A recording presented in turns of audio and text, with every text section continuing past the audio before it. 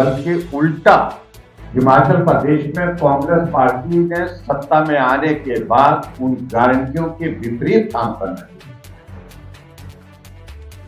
Guarantee थी कि हिमाचल प्रदेश में 18 राजधानी राज्य के प्रदेश भाजपा कार्यालय में हिमाचल प्रदेश के पूर्व मुख्यमंत्री और भारतीय जनता पार्टी के वरिष्ठ नेता जयराम ठाकुर ने संवाददाता सम्मेलन के माध्यम से कहा कि कांग्रेस ने जनता से झूठे वादे करके हिमाचल प्रदेश में सरकार बनाई है। हिमाचल प्रदेश में कांग्रेस की ओर से दिए गए 10 गारंटी आज तक पूरे नहीं फेल हो गई है।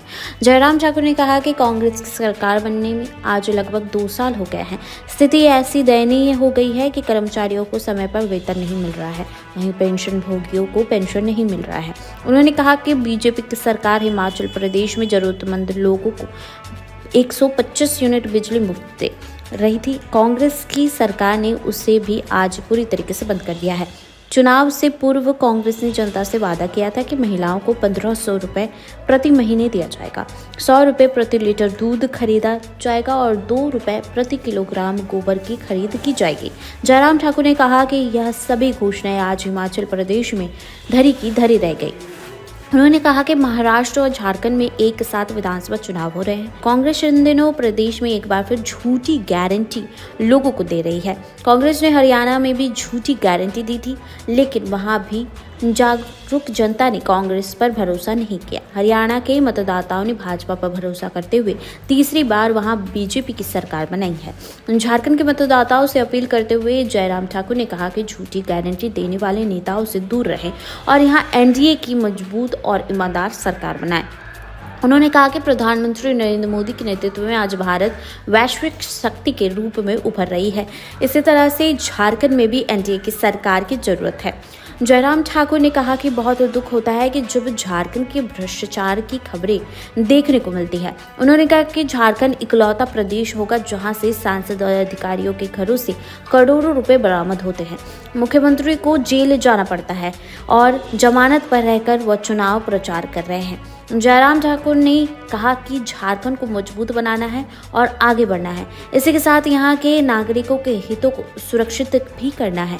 बांग्लादेशी घुसपैठ के संबंध में जयराम ठाकुर ने कहा कि चंद वोटों की खातिर यहाँ की सरकार उन्हें बसाने का काम कर रही है, बल्कि उल्टा हिमाचल प्रदेश में कांग्रेस पार्टी ने सत्ता में आने के बाद उन गारंटियों के विपरीत काम करना है।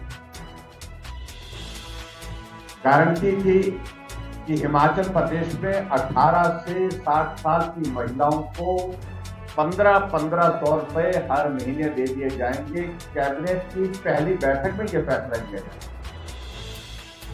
लेकिन हकीकत यह है, सच्चाई ये है कि 2 वर्ष बीत गए, अभी तक हिमाचल प्रदेश में महिलाओं को वो 1500 रुपए, जबकि मुख्यमंत्री झूठ बोल रहे हैं।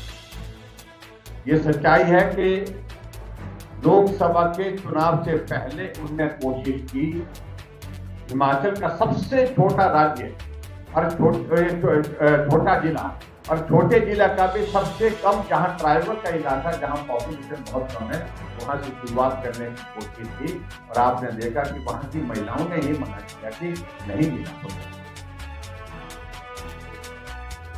इसके अलावा गारंटी दी हिमाचल प्रदेश में कि हम 5 साल में 5 लाख नौकरियां देंगे और 1 साल में 1 लाख नौकरी देंगे। कैबिनेट की पहली बैठक में फैसला ले लिया गया 1 लाख नौकरी।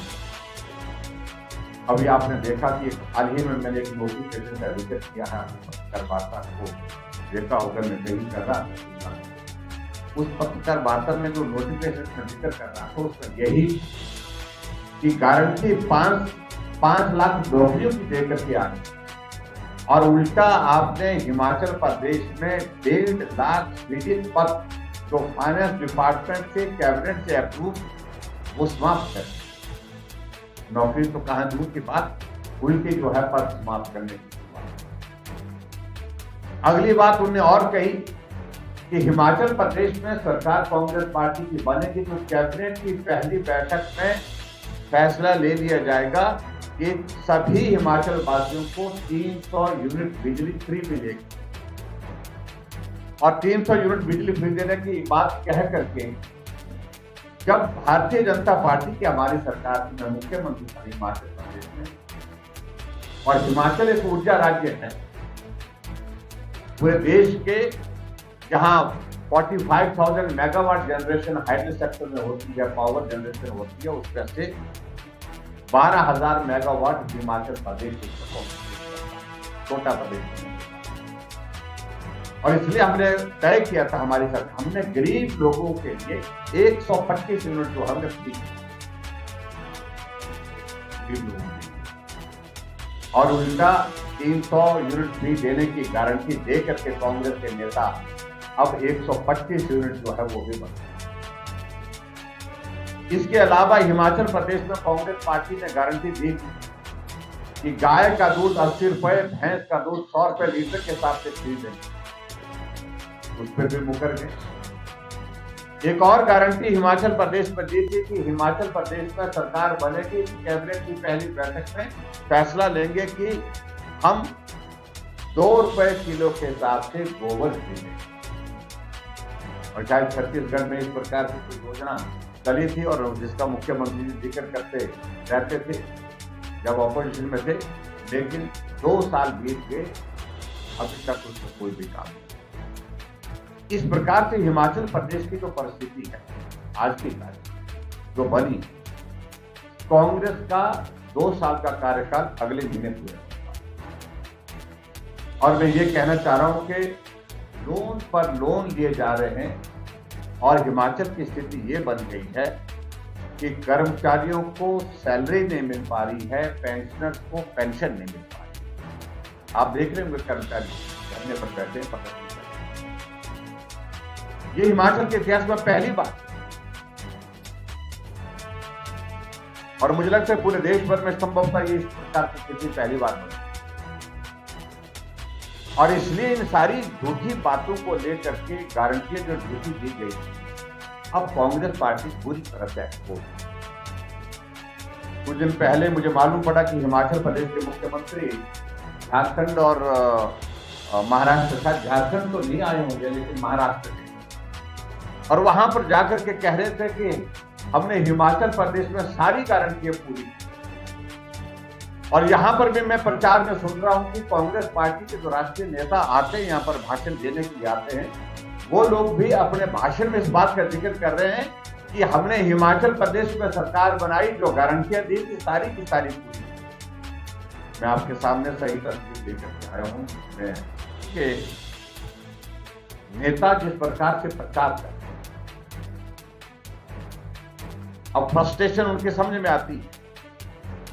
मैं देख रहा था कल राहुल गांधी जाकर के कहीं भाषण दे रहे थे, शायद महाराष्ट्र में भाषण दे रहे थे, और जिसमें आदरणीय प्रधानमंत्री नरेंद्र मोदी जी के ऊपर वो टिप्पणी कर रहे थे याददाश्त के संदर्भ में।